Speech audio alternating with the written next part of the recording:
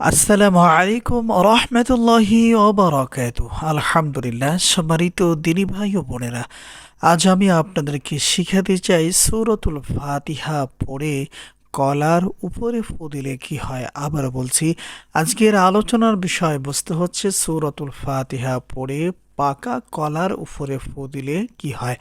বিস্তারিত জানার জন্য আর এই দামি আমলটা শিখে রাখার জন্য সম্পূর্ণ ভিডিওটি দেখার অনুরোধ থাকবে। আর প্রতিদিন ইসলামিক নতুন নতুন ভিডিও সবার আগে দেখতে, আপনার পর্যন্ত পৌঁছাতে আমাদের এই ছোট্ট চ্যানেলটি সাবস্ক্রাইব করার অনুরোধ থাকবে।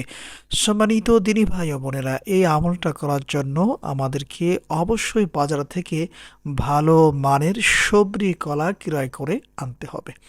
আর এরপরে আমলটা করে নিতে হবে। ধরে নিন আমি বাজার থেকে একটা সবজি কলা ক্রয় করে নিয়ে আসছি আপনাদেরকে এখন আমলটা করে দেখানোর জন্য।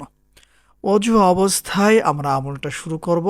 সর্বপ্রথম ৩ বার যে কোনো ইস্তিগফার পাঠ করব, যেমন আস্তাগফিরুল্লাহ, আস্তাগফিরুল্লাহ, আস্তাগফিরুল্লাহ। এরপরে ৩ বার কষ্ট করে যে কোনো দুরূদ শরীফ পাঠ করব, যেমন সাল্লাল্লাহু আলাইহি ওয়াসাল্লাম, সাল্লাল্লাহু আলাইহি ওয়াসাল্লাম, সাল্লাল্লাহু আলাইহি ওয়াসাল্লাম। এরপরে কষ্ট করে আমরা একবার বিসমিল্লাহ সহ সূরাতুল ফাতিহা পাঠ করব, যেমন বিসমিল্লাহির রহমানির রহিম, আলহামদুলিল্লাহি রাব্বিল আলামিন, আর রহমানির রহিম, মালিকি ইয়াউমিদ্দিন, ইয়াকা না'বুদু ওয়া ইয়াকা নাস্তাঈন, ইহদিনাস সিরাতাল মুস্তাকিম, সিরাতাল লাযীনা আন'আমতা আলাইহিম গায়রিল মাগদুবি আলাইহিম ওয়ালাদ-দাল্লিন। এই নিয়মে একবার সূরাতুল ফাতিহা পড়া হয়ে যাওয়ার পরে সবরি কলার উপরে একটি ফু অথবা দম করব।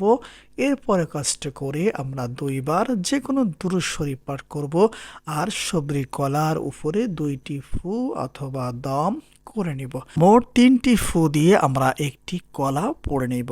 সম্মানিত দিনী ভাই ও বোনেরা, ধরে নিন আপনারা আমার দেখানো পদ্ধতিতে সবরি কলা পড়ে নিয়েছেন। এখন এই কলাটা কি করবেন অথবা সূরাতুল ফাতিহা পড়ে সবরি কলার উপরে ফু দিলে কি হয়।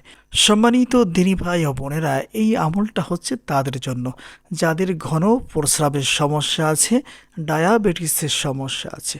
আপনাদের জন্য পরামর্শ থাকবে, আপনারা প্রতিদিন কষ্ট করে একটি করে কলা ফজরের নামাজের পরে সূরাতুল ফাতিহার মাধ্যমে আমলটা কমপ্লিট করবেন আর বাসি পেটে সেই কলাটি খেয়ে নেবেন। আশা করি ইনশাআল্লাহ আপনারা যদি কিছুদিন পর্যন্ত একটি করে কলা সকালবেলায় সূরাতুল ফাতিহার মাধ্যমে আমল করে খেতে পারেন, আল্লাহ সুবহানাহু ওয়া তাআলা ডায়াবেটিস সহ ঘন প্রস্রাবের সমস্যা থেকে আপনাদেরকে মুক্তি দান করবেন ইনশাআল্লাহ।